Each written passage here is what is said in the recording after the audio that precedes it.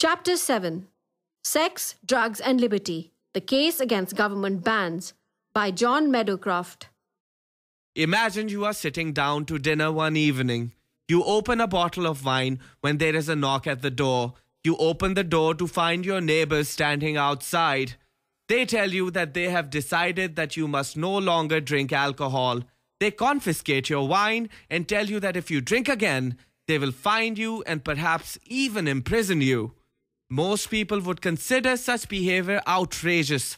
What right do our neighbors have to tell us that we cannot drink alcohol?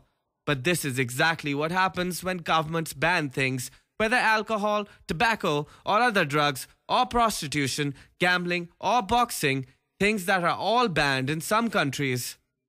Some people may say that bans by governments are reasonable if they result from a democratic vote, but such a vote is really nothing more than people's neighbors telling them what they can and cannot do, just like in the example above. Laws banning things are widespread. All over the world, governments try to stop people from doing things that they want to do, even when those things do not harm other people. This chapter asks whether it is right that governments ban things and look at the consequences that follow when governments introduce bans.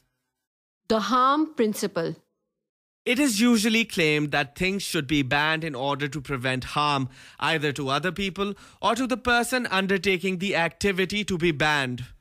So, for example, drugs like cannabis, ecstasy and cocaine are banned in most countries to prevent harm to users and other people.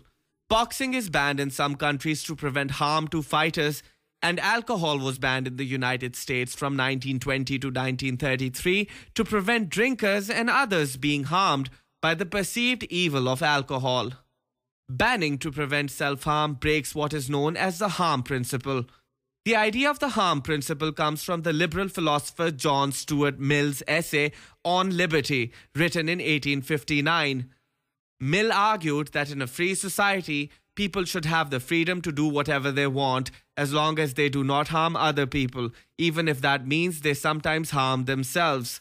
This means that if someone wishes to take cannabis or alcohol, for example, we cannot physically stop them. To physically stop someone from doing what they want to do implies that we know what is best for them better than they themselves do. The problem is that anything could be banned by following this line of argument. Smoking cigarettes, eating fatty food, or spending large amounts of time playing video games could all be banned to prevent people from doing things that other people think are self-harming. If we try to physically stop people from doing things that we think are self-harming, then very soon we will no longer live in a free society. Instead, we will live in a society where many things are banned or restricted by government. This would be a rigid and regimented society that would not be much fun to live in. The consequences of banning. Not only does banning lead to the creation of an unfree society where very few things are permitted, banning also produces lots of negative consequences.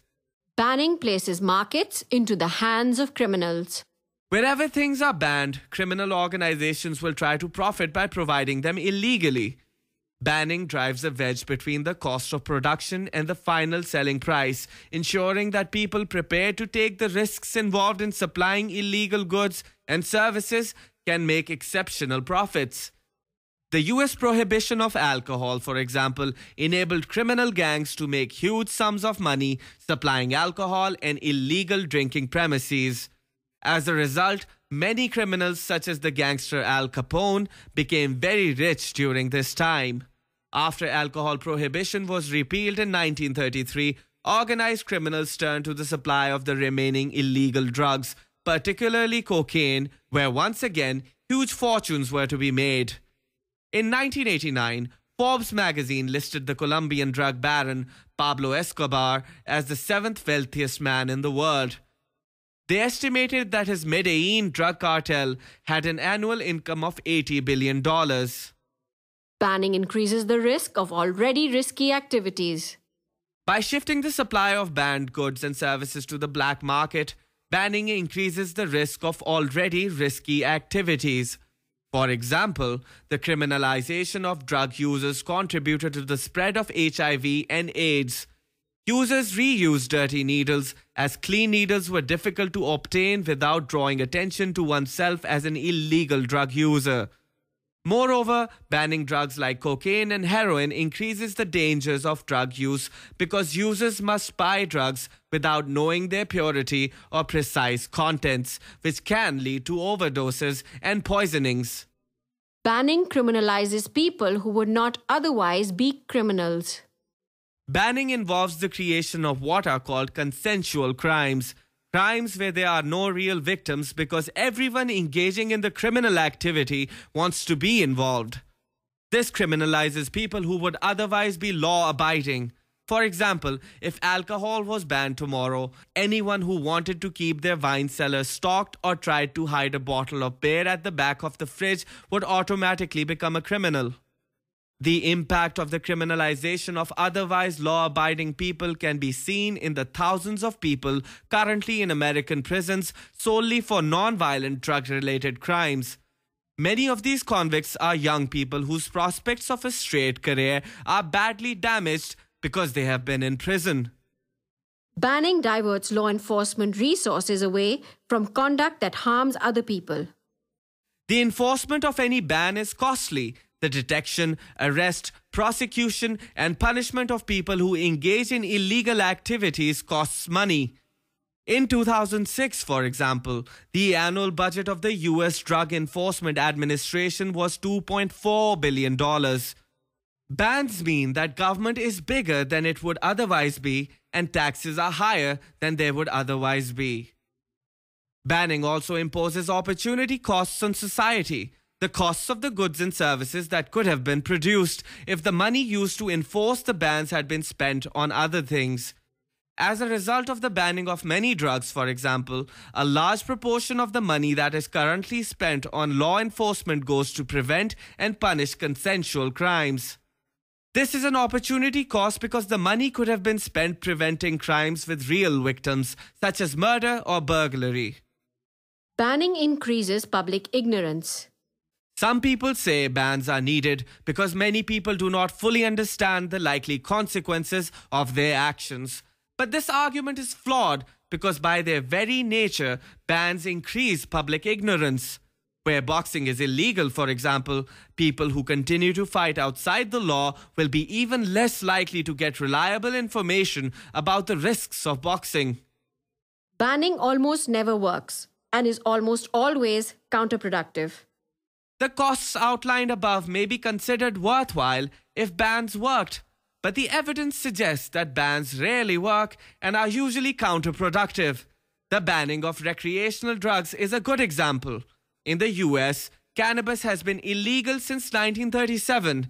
In Holland, it has been tolerated since 1970, and today it may be freely bought from licensed coffee shops.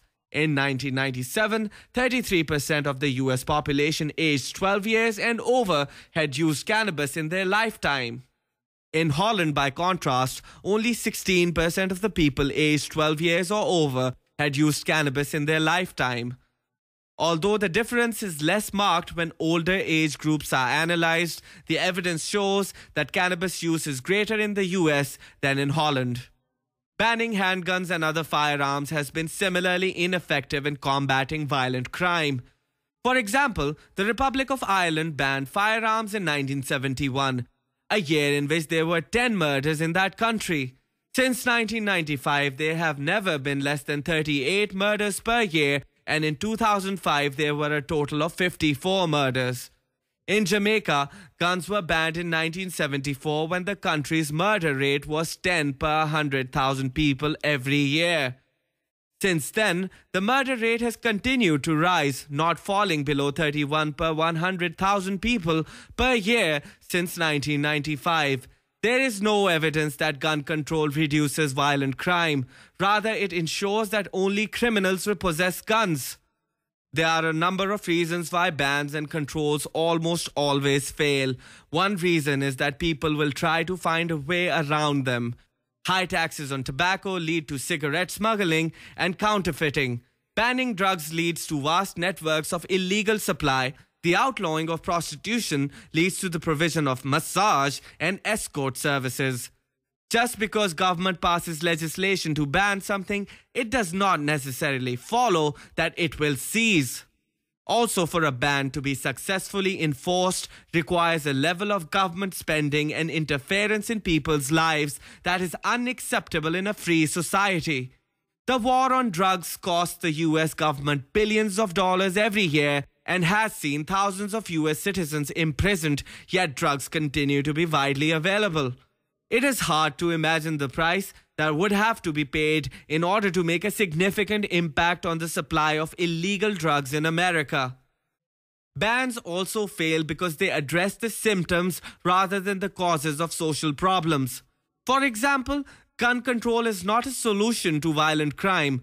Violent criminals are perfectly capable of illegally acquiring guns or finding other ways to maim and kill people, such as using knives. To reduce violent crime demands a much cleverer approach than just trying to stop criminals from using one type of weapon. It is also the case that bans often seem to promote the very behavior that they are supposed to stop. For example, one American study found that measures to stop teenage smoking by restricting the sale of cigarettes to young people had exactly the opposite effect. In towns where more restrictions on the sale of cigarettes were introduced, teenage smoking rose compared to towns where no new measures were introduced. Similar results have been found for controls designed to reduce teenage drinking and to reduce car accidents by lowering speed limits. Exactly why bans should have this opposite effect is not entirely clear. It is probably related to the forbidden fruit effect, whereby activities that are forbidden become more attractive, especially to young people. Liberty and personal responsibility. The evidence supports the view that all actions that do not harm other people should be legal. This does not necessarily mean that we approve of activities like drug use or prostitution.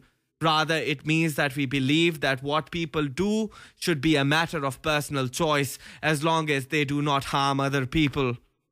It is possible to believe that people should not do something and to believe that that activity should be legal. It simply means that we believe that where people's actions do not harm other people, they should make their own moral choices. A free society based upon the principles of liberty is one in which other people cannot decide whether we drink alcohol, smoke tobacco, or consume other drugs, or engage in prostitution, gambling, or boxing.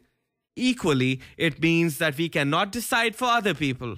It is a matter for each individual to make his own choices.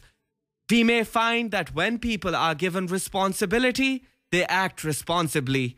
That is the basis of a free society.